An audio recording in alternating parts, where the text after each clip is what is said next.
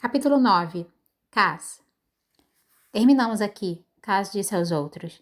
Enviarei um recado a cada um de vocês depois que encontrar um barco, mas estejam prontos para viajar amanhã à noite. Mas já? A Inês perguntou. Não sabemos com que clima teremos de lidar e temos uma longa jornada pela frente. Rincala é a nossa melhor oportunidade de libertar Buiu Baiu. Não correrei o risco de perdê-la. Cass precisava de tempo para pensar no plano que se formava em sua mente. Ele podia ver o básico, por onde entrariam, como partiriam, mas o plano que imaginava poderia significar que não seriam capazes de trazer muito com eles. Estariam operando sem os seus recursos habituais. Isso significava mais variáveis e muito mais chances de as coisas darem errado. Manter Wyland Van Eck por perto significava pelo menos uma garantia de que receberiam a recompensa, mas não seria fácil. Eles nem haviam deixado Ketterdam e Wyland já parecia completamente perdido. Ele não era muito mais novo do que Cass, mas de alguma forma parecia uma criança. Pele macia, olhos arregalados, como um filhote de orelhas felpudas em uma sala cheia de cães de rinha. Mantenha Wyland longe de confusão, disse a Jasper enquanto se despedia deles. Por que eu? Você foi azarado o suficiente para estar no meu campo de visão. E não quero nenhuma reconciliação repentina entre pai e filho antes de zarparmos. Não precisa se preocupar com isso, disse Wyland. Me preocupo com tudo, pequeno mercante. É por isso que ainda estou vivo. E pode manter um olho em Jasper também. Em mim? Jasper disse indignado. Cass deslizou um painel negro de madeira para o lado e destravou o esconderijo protegido atrás dele. É, em você. Ele contou 4 maços delgados de Krugs e passou um para Jasper. Isso é para balas, não para apostas. Wyland, garanta que ele não tropece misteriosamente em uma casa de apostas no caminho para comprar munição, entendeu? Não preciso de uma babá, Jasper reclamou. Está mais para uma dama de companhia, mas se quiser que ele lave suas fraldas e coloque você para dormir à noite, isso é problema seu. Ele ignorou a expressão mordida de Jasper e passou parte dos Krugs para Wyland comprar explosivos e parte para Nina comprar o que fosse necessário para seu kit de artesã. Estoquem somente para a viagem, disse ele. Se o plano funcionar como eu imagino, teremos que entrar na Corte do Gelo de mãos vazias. Ele viu uma sombra passar pelo rosto de Inês. Ela não gostava da ideia de ficar sem suas facas, tanto quanto ele não gostava da ideia de ficar sem sua bengala. Preciso que compre equipamentos para o frio, ele disse a Inês. Há uma loja no Windstreet que vende material para caçadores. Comece por lá. Está pensando em entrar pelo norte? Perguntou Helvar. Cass assentiu. O ponto de Digerholm está entupido de agentes alfandegários e aposto que estarão reforçando a segurança durante sua grande festa. Não é uma festa. Parece com uma, disse Jasper. Não é para ser uma festa, Helvar completou taciturno. O que faremos com ele? Nina perguntou, apontando para Mathias. Sua voz soou desinteressada, mas sua atuação não convenceu ninguém. Somente Helvar. Todos tinham visto suas lágrimas no Hellgate. Por enquanto, ele fica aqui, no Clube do Corvo. Quero que esmiúce suas memórias, Helvar. Wyland e Jasper se juntarão a você mais tarde. Manteremos este salão fechado. Se alguém jogando no salão principal perguntar, diga que tem um jogo particular rolando. Temos que dormir aqui? Perguntou Jasper. Preciso ver algumas coisas na Ripa. Você dará um jeito, disse Cass, embora soubesse que pedir a Jasper para passar a noite em uma casa de jogos sem fazer nenhuma aposta era um tipo especial de crueldade. Ele se virou para os demais. Mantenham o bico fechado. Ninguém deve saber que deixarão cash. Estão trabalhando comigo em uma casa de campo fora da cidade, e é isso. Vai nos contar mais alguma coisa sobre seu plano miraculoso? Perguntou Nina. No barco. Quanto menos souberem, menos podem falar. Vai deixar Helva sem algemas? Consegue se comportar? Cass perguntou ao Figerdano. Seu olhar era o de um assassino, mas ele assentiu. Deixaremos essa sala muito bem trancada e colocaremos um guarda.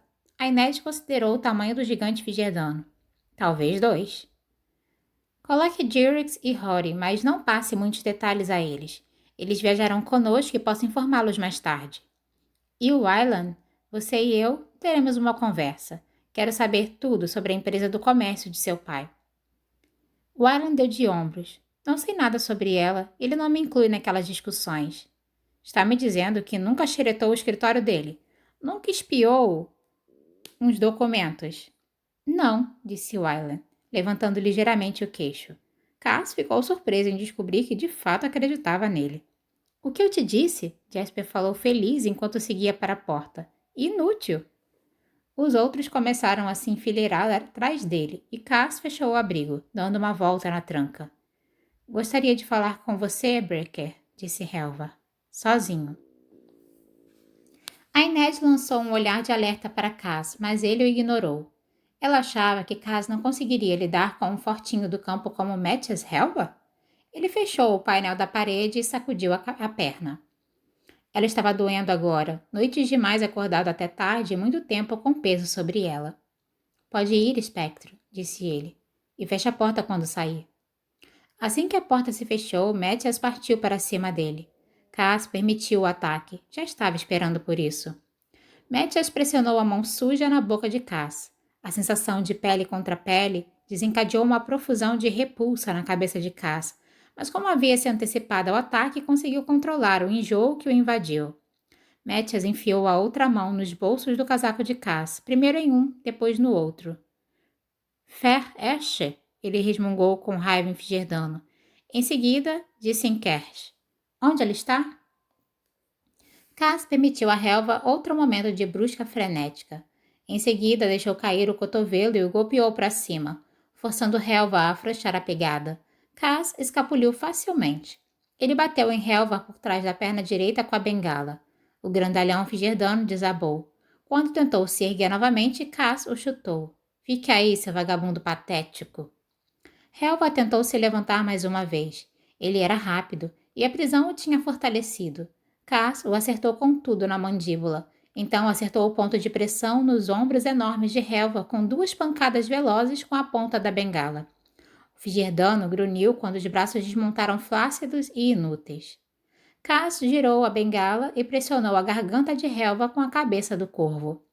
Faça qualquer outro movimento e eu estraçalharei sua mandíbula tão violentamente que você passará o resto da vida tomando sopinha. O Figerdano ficou quieto, os olhos azuis acesos de ódio. Cadê meu perdão? Helva resmungou. Eu vi você colocar no bolso. Cass se agachou ao lado dele e tirou o documento dobrado de um bolso que parecia vazio apenas um momento atrás. Este aqui? O Figerdano tentou usar o braço inútil, então soltou um rosnado baixo como de um animal, enquanto Cass fazia o papel desaparecer no ar, até reaparecer entre seus dedos. Ele o virou uma vez, mostrando o texto, e então passou a mão por ele e mostrou a Helva uma folha que parecia estar em branco. Damned, murmurou Helva. Cass não falava Figerdano, mas conhecia aquela palavra, demônio. Não exatamente. Ele havia aprendido a arte da prestidigitação com trapaceiros e vigaristas na Duela Leste e passou horas praticando-a na frente de um espelho lamacento comprado com o pagamento de sua primeira semana de trabalho. Cass bateu com a bengala gentilmente na mandíbula de Helva. Para cada truque que você já viu, eu sei milhares mais. Acha que um ano na Hellgate endureceu você? Te ensinou a lutar? Hellgate seria um paraíso para mim comparado à minha infância. Você se move como um boi. Não duraria 2 dias nas ruas onde cresci. Esse foi o seu único passe livre, Helva. Não me teste de novo. Agora sinta com a cabeça para eu saber que entendeu. Helva pressionou os lábios e assentiu. Ótimo. Acho que acarretaremos esses pés esta noite. Cass se levantou, pegou o seu novo chapéu na mesa onde o havia deixado e deu ao Figerdano um último chute nos rins só para garantir. Às vezes, os grandalhões não sabem quando ficar no chão. Capítulo 10. A Inês. No dia seguinte, a Inês viu Cass começar a mover as peças de seu esquema. Ela tinha estado a par de suas consultas com cada membro da equipe, mas sabia que estava vendo apenas fragmentos do seu plano. Era esse o jogo que Cass sempre jogava. Se tinha dúvidas sobre o que estavam armando, ele não demonstrava a Inês e a Inês desejou compartilhar de sua certeza. A Corte do Gelo tinha sido construída para resistir a um ataque de exércitos, assassinos, grixas e espiões.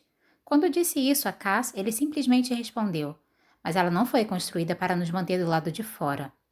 Sua confiança a perturbava. O que faz você pensar que podemos fazer isso? Haverá outras equipes lá fora, soldados e espiões treinados, pessoas com anos de experiência. Este não é um trabalho para os soldados e espiões treinados. É um trabalho para assassinos e ladrões. Van Eck sabe disso e foi por isso que nos contratou. Você não pode gastar seu dinheiro se estiver morto. Terei hábitos caros na vida após a morte. Há uma diferença entre confiança e arrogância. Ele se virou de costas para ela, puxando com força cada uma de suas luvas. E quando eu quiser um sermão a respeito, já sei a quem pedir. Se quer pular fora, é só dizer. Ela endireitou as costas, seu próprio orgulho subindo em sua defesa. Mathias não é o único membro insubstituível dessa equipe, Cass. Você precisa de mim. Eu preciso de suas habilidades, Ained. Não é a mesma coisa. Você pode ser a melhor aranha rastejando ao redor do Beryl, mas não é a única. É bom lembrar disso se quiser manter sua parte da bolada. Ela não disse uma palavra. Não queria demonstrar o quão zangada tinha ficado, mas deixou o escritório e não trocou mais nenhuma palavra com ele desde então. Agora, enquanto se dirigia ao porto, perguntou-se o que a havia mantido nesse caminho. Ela podia deixar Cash quando bem entendesse. Podia partir clandestinamente em um navio com destino a Nova Zen. Podia voltar para Ravka e procurar sua família. Com sorte, eles estavam seguros no oeste quando a guerra civil estourou. Ou talvez tivesse se refugiado em Churran. As caravanas sulis tinham seguido as mesmas velhas estradas por anos e ela tinha as habilidades necessárias para roubar o que precisasse para sobreviver até encontrá-los. Isso significaria pular fora sem saldar sua dívida com os Regs. Perhaska culparia Cass e ele seria forçado a arcar com o preço de seu contrato de servidão, e ela o estaria deixando vulnerável sem seu espectro para coletar segredos. Mas ele não tinha dito que era fácil substituí-la? Se conseguissem realizar o assalto e voltar a Cash com o Bu e o Baiur em segurança, sua porcentagem da operação seria mais do que suficiente para quitar seu contrato com os Regs. Ela não deveria nada a Cass e não haveria nenhuma razão para permanecer. Faltavam poucas horas para o amanhecer, mas as ruas ainda estavam lotadas enquanto ela se dirigia da Duela Leste para a Duela Oeste. Havia um ditado Sully que dizia: o coração é uma flecha, ele precisa de mira para acertar. Seu pai gostava de recitá-lo quando ela estava treinando na corda ou nos balanços. Seja decisiva, dizia ele. Você precisa saber aonde quer ir antes de chegar lá. Sua mãe ria disso.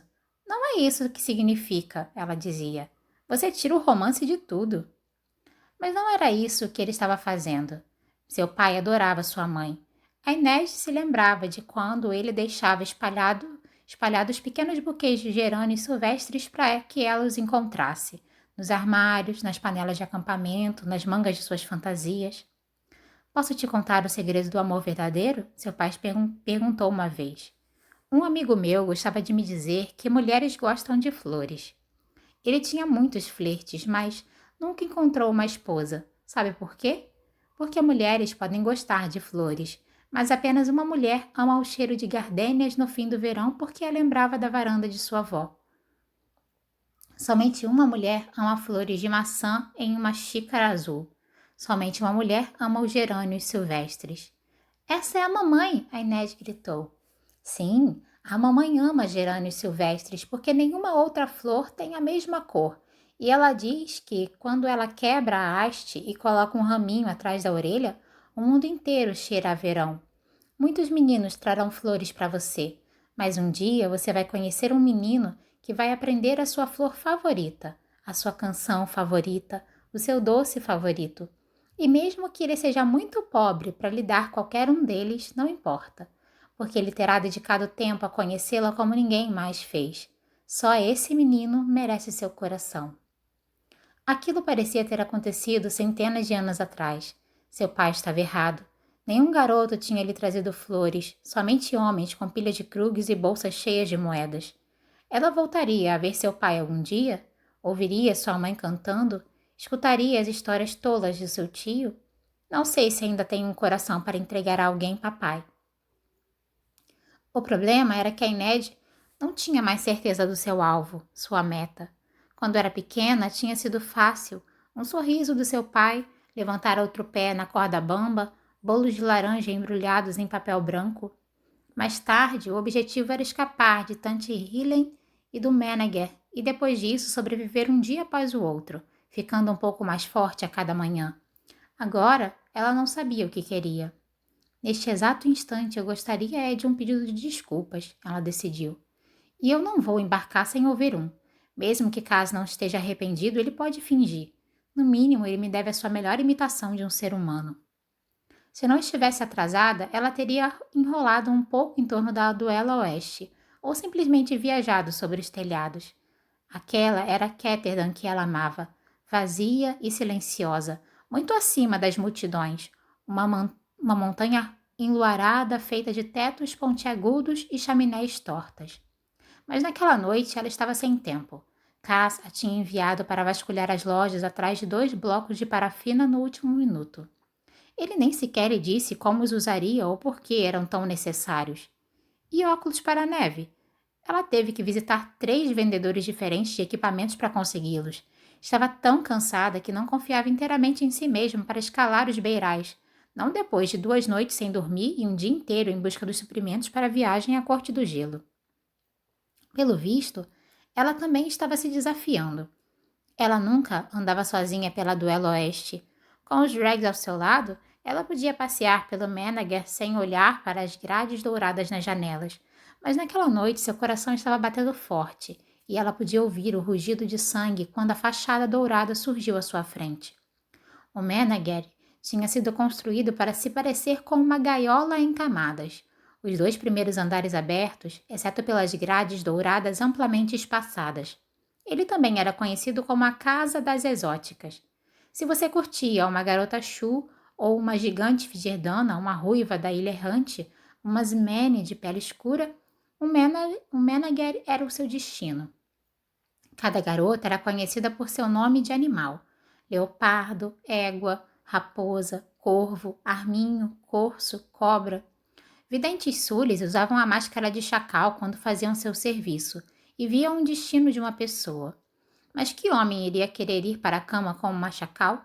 Assim, a garota Sully e o Meneger sempre contavam com uma garota Sully, era conhecida como a Lince.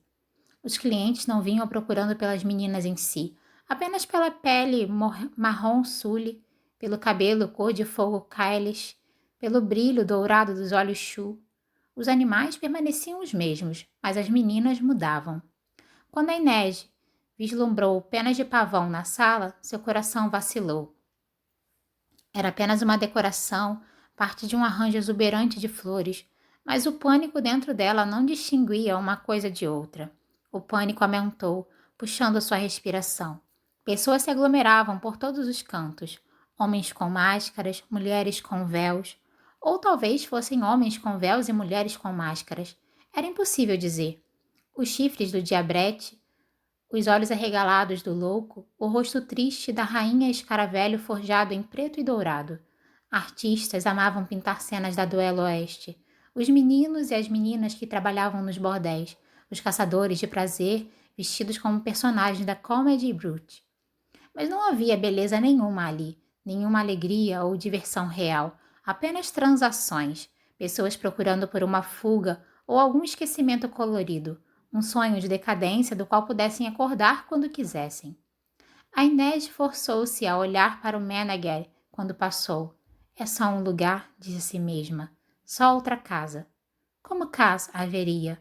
Onde estão as entradas e as saídas? Como as trancas funcionam? Como janelas não têm grades? Quais janelas não têm grades? Quantos guardas estão a postos e quais parecem alertas? Só uma casa cheia de trancas para abrir, cofres para arrombar, trouxas para enganar.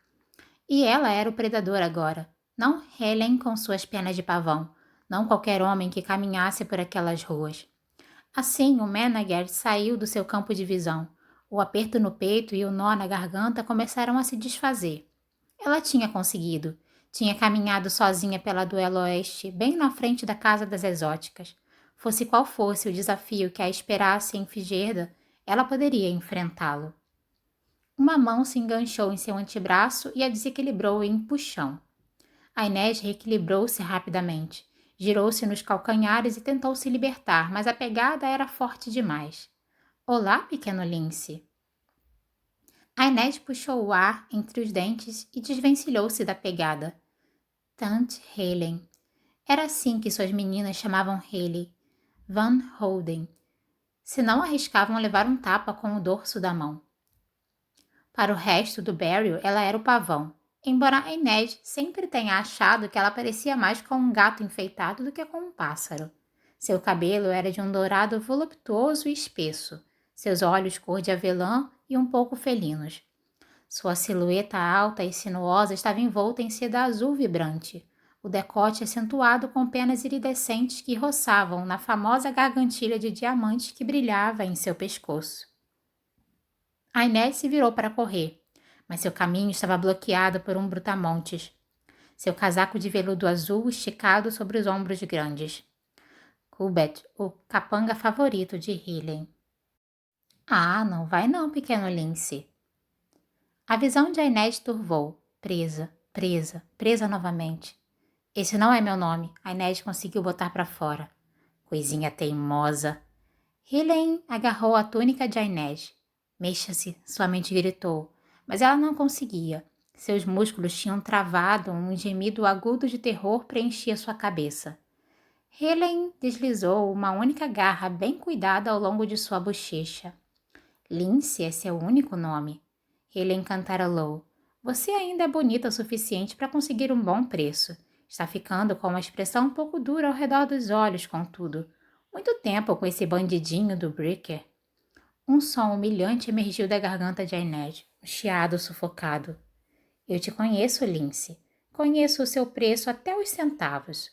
Corbett, talvez devemos levá-la para casa agora. A visão de Inês começou a escurecer. Você não ousaria. Os Dregs... Eu posso esperar, pequeno Lince. Você usará minhas sedas de novo, eu prometo. Ela soltou a Inês. Desfrute de sua noite, disse com um sorriso. Então abriu o leque azul num estalo e girou, entrando na multidão. Corbett seguindo atrás dela.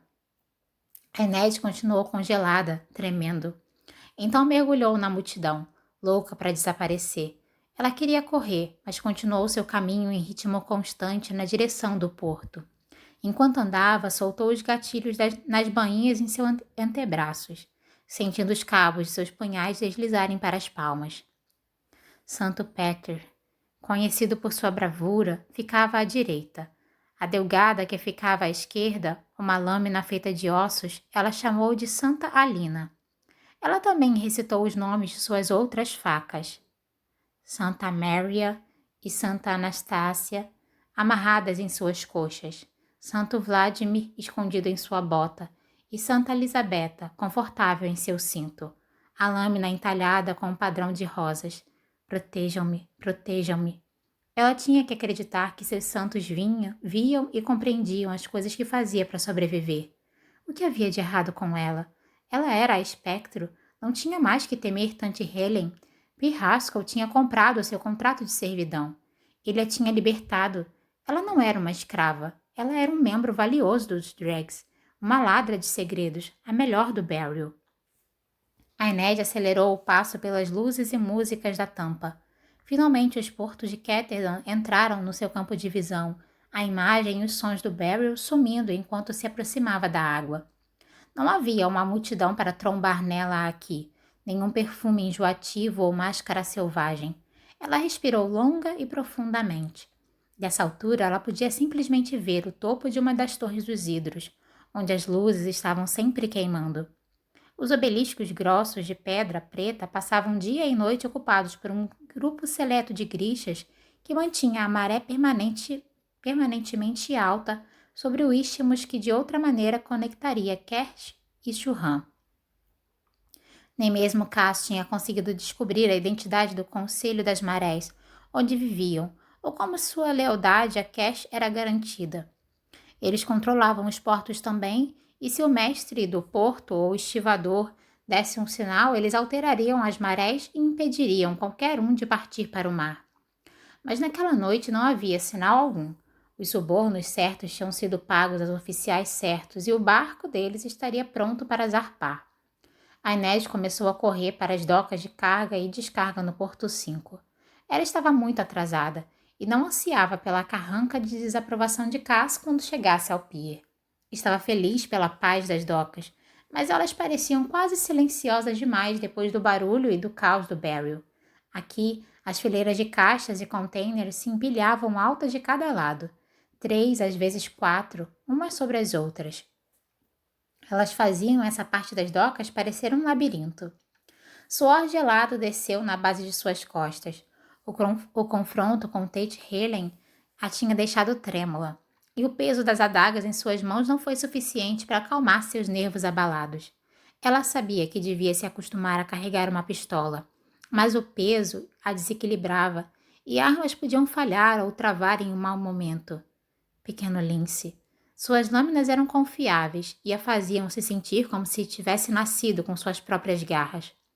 Uma névoa fina estava surgindo sobre a água, e através dela, a Inês viu Cass e os outros esperando perto do pier. Todos vestiam as roupas comuns de marinheiros, calças de tecido grosseiro, botas, casacos de lã grossa e chapéus.